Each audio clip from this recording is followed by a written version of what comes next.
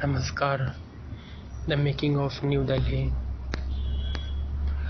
The imperial capital of New Delhi forms one of the most enduring architectural legacies of colonial rule in the Indian subcontinent. It has come under British. It had come under British control by 1803 and more firmly so after the suppression of the 1857 rebellion. However, the decision to make it the new city was only taken in 1911 AD. The process of setting up the new imperial city was not a simple architectural or urban planning exercise. It emerged out of intense debates relating to the changing strategic interests of the British Empire in India. It also involved intense discussions regarding the site of the new capital, choice of architects, style of architecture, layout of the city, acquisition of land and design of individual buildings, all of which played an important part in the making of New Delhi. The whole process was further complicated by the outbreak of the First World War. Time and cost overruns and differences between the two leading architects, Edwin Lutyens and Herbert Baker. Why was a decision taken to shift the capital from Calcutta to Delhi?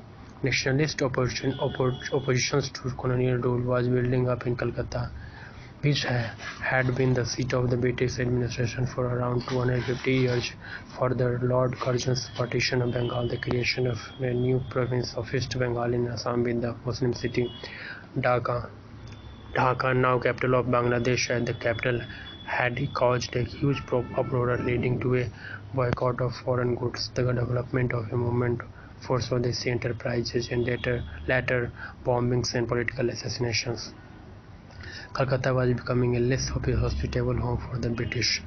There was at least two primary ideas at the heart of the discussions surrounding the transfer of the capital. The first was to reunify Bengal and in some way assuage the hard nationalist sentiments connected to this. Was the second idea of giving Bengal the same status and autonomy as the Madras and Bombay presidencies. It was argued that the Supreme Government should not be associated with any particular provincial government, and that in the long run the provincials should have a larger measure of self-government. The author Jag Parvesh Chandar points out that Sir J. Jenkins, home member of the government, provided a masterstroke of invention by proposing an idea that involved revoking the partition of Bengal, redrawing its provincial boundaries, and transferring the imperial capital to Delhi. However, the plan was kept a top secret until the coronation Darbar of 1911 held in Delhi, where King Emperor George V announced the transfer of the seat of government from Kolkata to the ancient capital of Delhi and the creation of a new governorship of Bengal. Lord Curzon and interestingly, many Europeans were angry with the unhappy creators of Calcutta. The newspaper The Englishman even warned that those going to Delhi would suffer from the swamps and heat, the boils and blains, the snakes and insects, and much more. Why was Delhi chosen? It was an ancient city associated with Hindu mythology and sacred legends. It had a more central location and was closer to the summer capital Simla. Some even argued it has a better climate. More importantly, Delhi had been a seat of power under the Delhi Sultanate and the Mughals, and the government wanted to build on this symbolic association too. The historian Rudranshu Mukherjee says that Calcutta lacked the grandeur of Delhi. Further, the 1857 rebellion had shown the symbolic importance of Delhi and the emotional connect people had with it and the Mughal emperor. Interestingly, during the coronation Darbar, George V and Queen Mary even appeared before the Delhi public from a jharoka, that is overhanging enclosed balcony at the Red Fort, trying to appropriate an imperial symbolism and practice only reserved for emperors to reiterate their supremacy over the government. The Delhi Town Planning Committee was formed, and Lutyens, who had designed a garden city and country homes in England, was appointed as the consultant to draw up a master plan. Viceroy Lord Hardinge himself was involved in the planning of the new capital in a major way. The historian Percival Spear says the Architectural Committee of Lutyens, an architect, John A. Brodie, an engineer, and S.C. Swinton, a municipal usage expert who also had knowledge of Indian architecture, chose a site on Regina Hill south of Shahjahanabad, reversing an earlier decision to build the capital on a site north of the Mughal capital. They saw the new site as an Indian acropolis with the proposed Viceroy's House, now Rashtrapati Bhavan, at the Parthenon. The architect and heritage expert Lucy Peck says that the Viceroy's insistence that the capital should be completed in 4 years made Lutyens rope in Baker, a friend and architect who had designed colonial buildings in South Africa. Baker could only join in 1913, by which time most of the decisions had been taken. It was agreed that Lutyens would design the Viceroy's house and the overall layout of the city, whereas Baker would take care of the twin Secretariat buildings, now North and South blocks. The historian Thomas R. Metcalfe argues that New Delhi was not simply meant to provide housing and office space for bureaucrats and was charged with symbolic meaning from the very outset. There were many opinions on the proposed architectural style. George Bernard Shaw and Thomas Hardy advocated in an Indian style executed by an Indian architect. The debate eventually narrowed down to the three principal actors, Hardinge, Lutyens, and Baker. All three were agreed on the need for an architectural style that would manifest in Britain's imperial position in India. The debate was about what such imperial architecture ought to consist of. Broadly speaking, Lutyens and Baker preferred European classicism modeled on or deriving inspiration from ancient Greek or Rome, whereas Hardinge preferred at least a part of the Eastern, or more specifically the Indo-Saracenic style associated with Delhi and its neighborhood. With Hardinge's mediation, Lutyens and Baker eventually settled for a Western-style classical architecture, with details being filled up with Indian motifs. This, however, happened after much debate and deliberation, and even a scuffle, which soured relations between the two architects and friends. Namaskar. Lutyens was known for his uncompromising adherence to European classicism. Metcalfe says to him, the line of descent of architecture was straight and clear. It emerged from the Greeks, who passed it on to the Romans, from where it went to the Italians, who in turn handed it over to the French and to Christopher Wren, the famous British architect who was fond of the Greco-Roman style and designed English churches, including St. Paul's Cathedral. Lutyens did not have any great respect for Indian architecture, which he regarded as mere spots by various mushroom dynasties, which as much intellect as there is in any art now view. Baker, like Lutyens, was not fond of Indian architecture. However, as Metcalfe says, for him the design was not going to be either Indian or Roman or English, but purely imperial. It should be able to capture in stone the spirit of the British Indian Empire. The new capital must be the sculptured monument of the good government and unity which India, for the first time in history, has enjoyed under British rule. To him, as Metcalfe clarifies, Indian architecture was not politically expressive. It did not have the constructive and geometric quality necessary to embody the idea of law and order, which had been produced out of chaos by the British administration.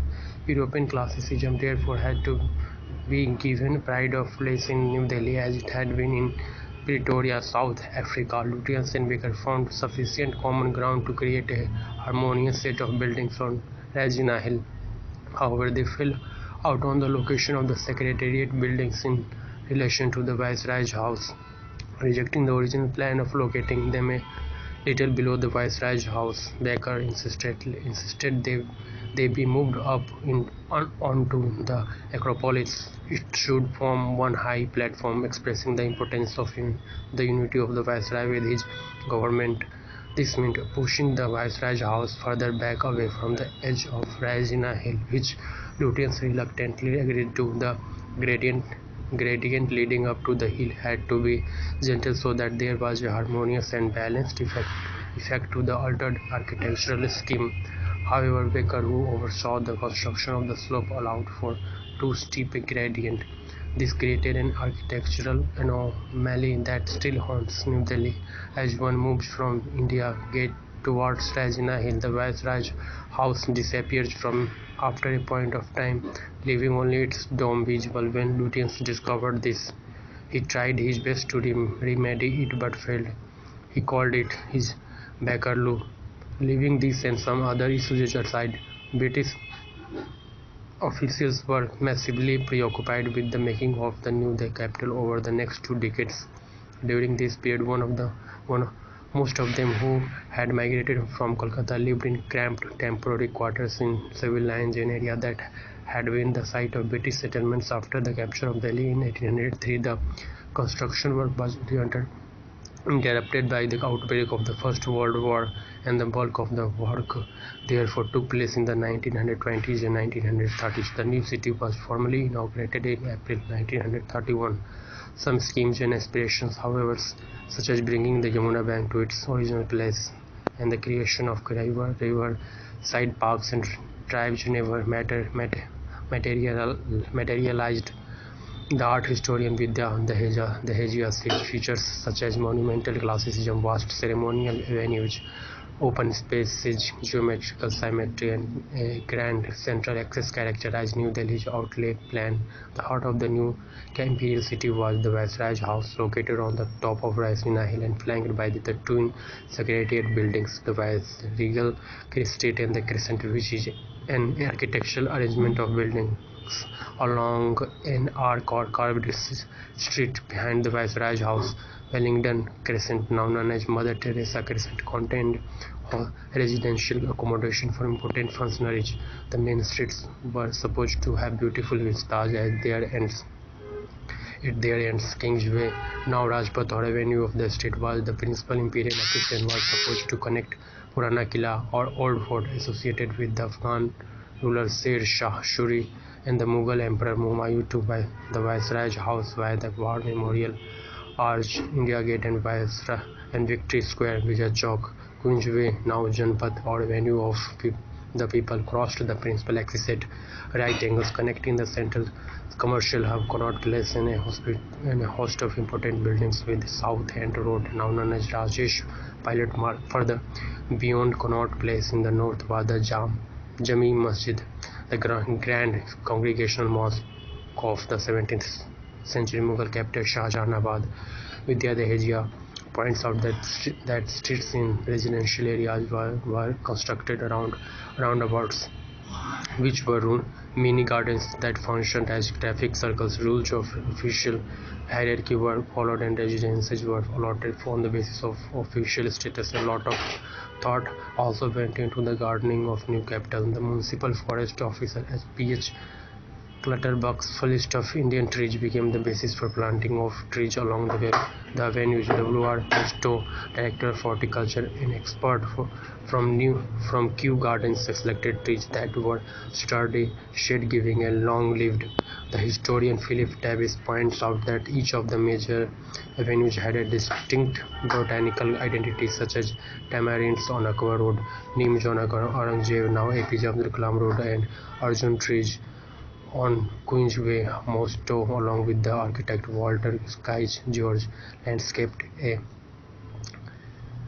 Mughal-style garden inside Government House at the insistence of Hardinge. Important buildings on Kingsway included the Viceroy's House, the Twin Secretariat Building, Buildings in the council chamber, now Parliament House. The Viceroy House was originally designed as a monumental government house. However, as Lucy Peck clarifies, the changes following the colonial government's mounting transfer reform 1919, which expanded the administration's representative machinery, meant that a separate structure was required for the legislature. The Viceroy House was therefore reduced to serving as the residence and office of the Viceroy, and was also used for formal state functions. Built mostly between 1921 to 1929, the Viceroy House is an intensely horizontal two-storied building, and at the time of completion formed one of the largest residential area buildings in the world, larger than the Palace of Versailles in France. The upper main floor is made of cream-colored sandstone and marked by long colonnades linking solid battered wall pavilions. The ground floor is a monumental platform in red sandstone interrupted by arched openings and square windows brought from western Uttar Pradesh. And red and cream sandstone was a standard feature in early Mughal buildings. They protected structures from scorching summers, the violence of the Indian sun, as Lutins would say, and for torrential range. The central feature of the building is the massive central copper dome 50 meters or 164 feet above the ground, which rises on a cream sandstone drum enclosed by a railing like one at the Sanchi Stupa. There are chhatris or kiosks on either side of the drum, while water flows through a series of circular stone basins, sometimes in a stepped formation. Water channels, pools, and fountains, including on the roof, like those in Mughal monuments, and a tree-leveled garden adorn the building. In front of the building is the famous Jaipur column.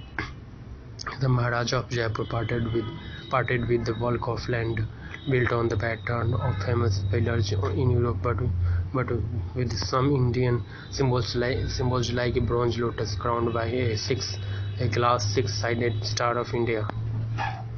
The Viceroy House has 340 rooms, the most famous of which are the throne room, which lies right below the central dome and is known as Darbar Hall, where investitures and darbars took place. The ballroom, now called Ashoka Hall, especially noted for the ceiling containing an equestrian portrait of Fateh Ali Shah II, of the 7 Qajar rulers of Persia, hunting with 22 of his sons, and banqueting hall, now called the State Dining Room, which once had pictures of governor generals and viceroys. The twin secretariat buildings were constructed between 1914 and 1927. Like the Viceroy House, they are built in cream and red sandstone, the red forming the base, while the cream is used for principal floors. European style features include columns and domes, particularly the Renaissance like dome at the center of each building. In Indian architectural elements include the use of red sandstone jalis for perforated screens, jars, each side giving cornices, and decorative elements such as chhatris, canopies that appear on the roofline, carved brackets, and elephant heads on pillar capitals. Arches used in construction are circular as opposed to the pointed Indian arches. Metcalfe says that besides picking up architectural elements from both the east and the west, Beck are also concerned about climate and decoration. Features like spacious colonnades, open verandas, jalis, and small high window openings increase the circulation of air, reduce the amount of sunlight within buildings, and brought the outdoors closed at hand. These features, except for the colonnades, gave the building an Indian appearance. The square area in front of the twin buildings has the 4 columns of dominion of the empire presented by the Commonwealth countries Canada, South Africa, New Zealand, and Australia. Each red sandstone column is surmounted by an Ashokan style pillar capital containing a chakra, a bull, a lion, and an inverted lotus. The columns are topped by bronze ships signifying the maritime might of British Empire. It was assumed that India would become a dominion as well. The council chamber is located slightly away from the main imperial axis and were planned later. It was originally supposed to be located within the Viceroy's house, but the Montagu-Chelmsford reforms created the need for a new building. Baker was entrusted with its design, and it was to house three chambers: the Council of State, now the Rajya Sabha, the Legislative Assembly, now the Lok Sabha, and the Chamber of Princes. A proclamation of George V in 1919 established the last chamber as a forum for the rulers of the princely states of India to voice their concerns and aspirations. It survived until the end of the British Raj. The council chamber is designed like a collegium with lobbies connecting three semicircular chambers to a central chamber where Jawaharlal Nehru made this image is tied with destiny, freedom at midnight speech with a suppressed small dome. The whole structure is surrounded by a paint and plastered colonnaded veranda. Later, a floor was added to the building. The structure is bounded by a stone railing reminiscent of the Sanchi stupa. The stone posts outside the building look like the Mughal lamps in Agra. The site between Victory Square and India Gate is like an imperial avenue or a ceremonial boulevard, and is dotted on both sides by huge lawns, pools, and rows of trees containing six big fountains. The boulevard is now the site of the Republic Day Parade. Victory Square is like a spacious plaza containing six big fountains. This is where the retreat ceremony is held every year to conclude the Republic Day celebrations. India Gate completed in 1900. Namaskar. India Gate, completed in 1921, was designed by Lutyens as a hexagonal space with an arch-shaped war memorial, which the heritage expert Swapna Ridley says looks similar to European memorial arches. Notably, the Arch de Triomphe in Paris at the center and roads radiating out of it. It was dedicated to the Indian soldiers killed during the First World War and other wars such as the Afghan War. The India Gate complex contains a canopy that was originally designed as a memorial to George V, who died in 1936. It carried a statue of the monarch until 1968, after which the statue was shifted to Coronation Park. There was some talk in the past about putting Mahatma Gandhi's statue under this canopy. However, this was eventually ruled out. The area around the war memorial was called Prince's Park, and important ruling families were allotted land to build houses along the sides of the hexagon. The notable ones among them include Hyderabad House, Baroda House, which has the offices of the Indian Railways; Patiala House, now a district court complex; Jaipur House, now the National Gallery of Modern Art; and Bikaner House. Kingsway was supposed to end near Purana Killa. Kingsway was supposed to end near Purana Killa in a lake where that said Phil how a day of the monument would appear.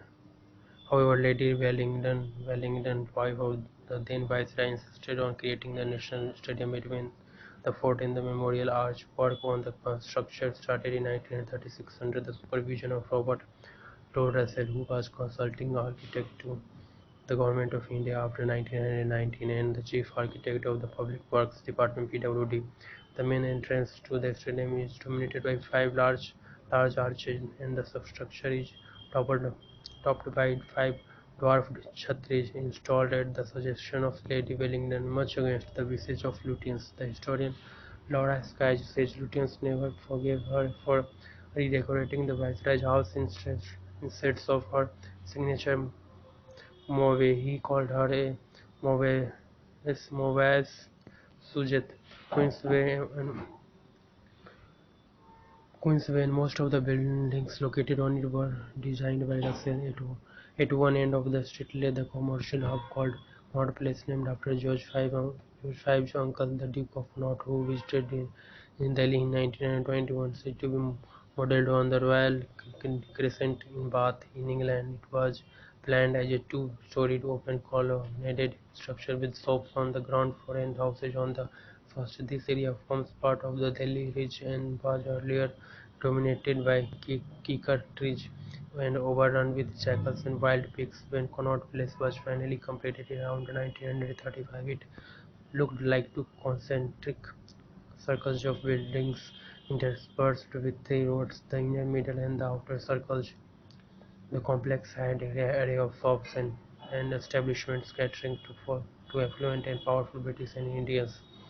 The Wagner's, named after the Swiss couple Wenger, for example, designed in 1926, became the first bakery and confectionery shop to introduce French bread, Swiss chocolates, and margarine pastry to the imperial city. In its early days, it also served as a popular venue for expatriate weddings, ballroom dances, and official dinners. Besides shopping and dining, Connaught Place provided entertainment facilities such as cinema theatres, including Regal, designed by Walter Scott George and inaugurated in 1932, and the Plaza, designed by Roger Russell and inaugurated in 1933.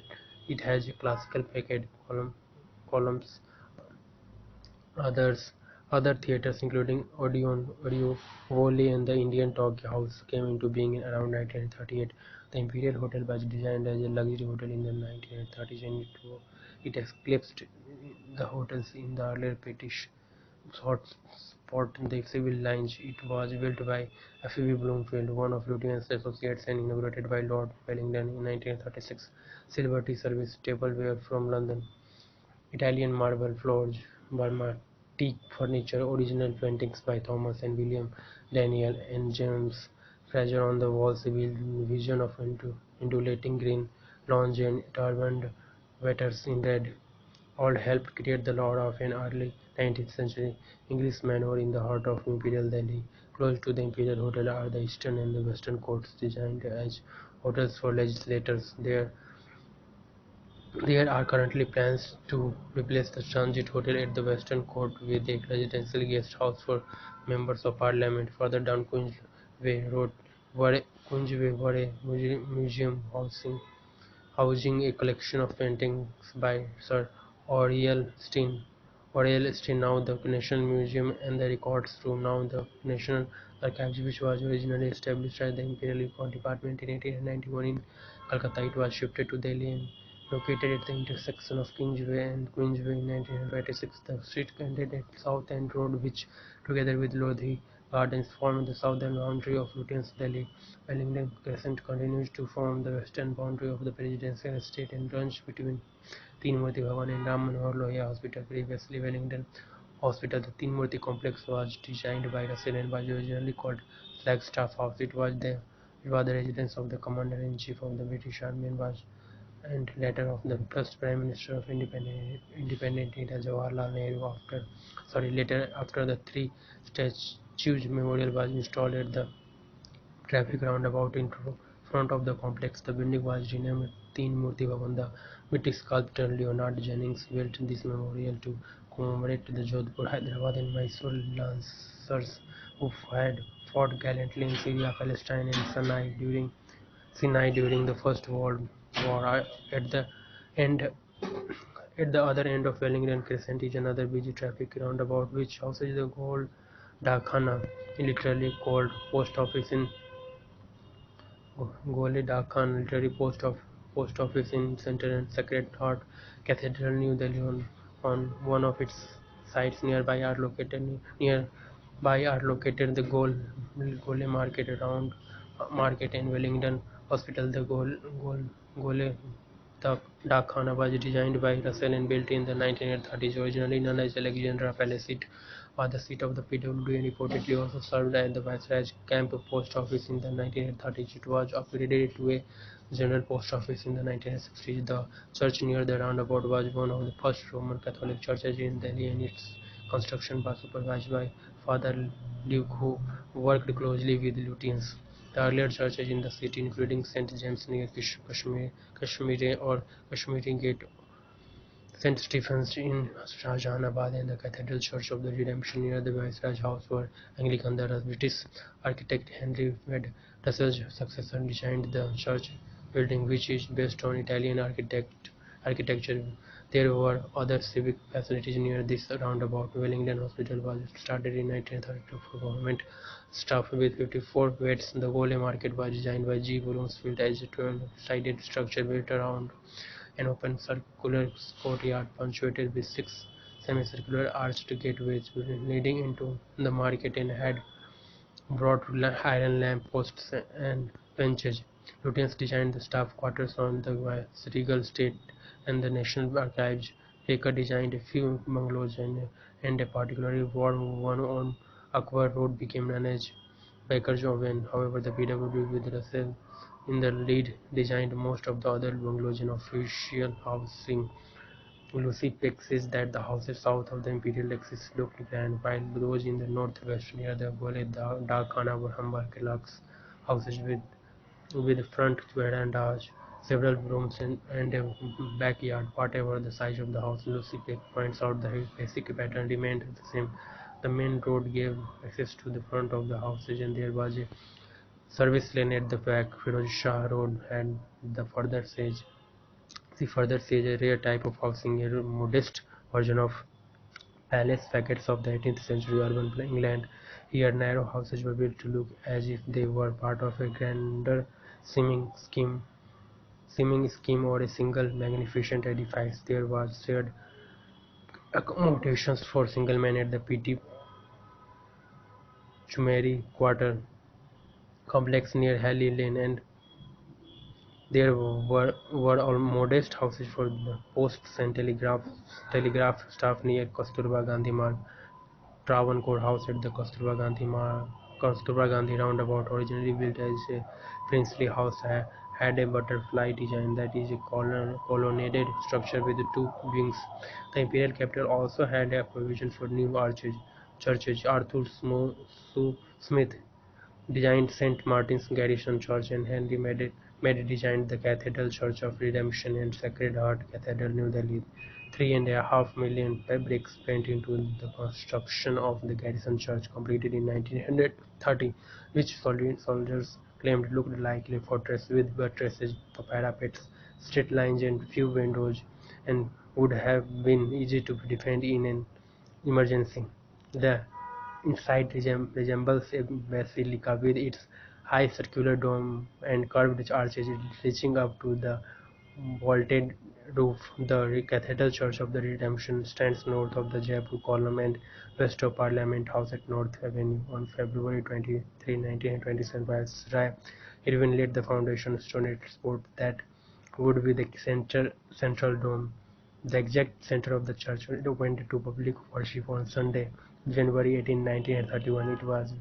It is built in white Dholpur stone sandwiched between a roof and a plinth of red sandstone. Smooth and polished ashlar masonry was reserved for the molded courses and the elegant clumped porches. Metcalfe says that the British also chose an imperial style because that was the medium through which Europeans apprehended empire. Its eternal principles and ordered beauty were fit to embody in stone the spirit of the empire more than any other style of architecture. Further, by connecting their monuments to the ideas and empires of a cherished classical antiquity, the British sought to enhance the moral wealth, at least in their own eyes, of their political handiwork. Metcalfe points out that such an architectural style was not tied to any specific geographical setting, as its elements could be produced in any tropical dependency. He also urges that what had been worked out in Pretoria and refined in Delhi could be carried to such places as Kenya, where Government House, as now State House, Nairobi, built by Baker in 1925, was built but a minor variant of the design experimented with before it. The laying of the original foundation stone of Delhi. Viceroy Harding said many capitals have been inaugurated in the neighborhood of Delhi, and assuredly none ever held a promise of great permanence or of a more prosperous and glorious future. Ironically, though only 16 years after the city was inaugurated, Lord Mountbatten handed over the reins of sovereignty to an independent India. As Philip Davis says, it is a curious fact of history 50 that empires in decline often undergo a resurgence of cultural vigor before their demise, and the British Empire, like those of Spain, Rome, or Australia-Hungary, was no exception. धन्यवाद. Thank you so much.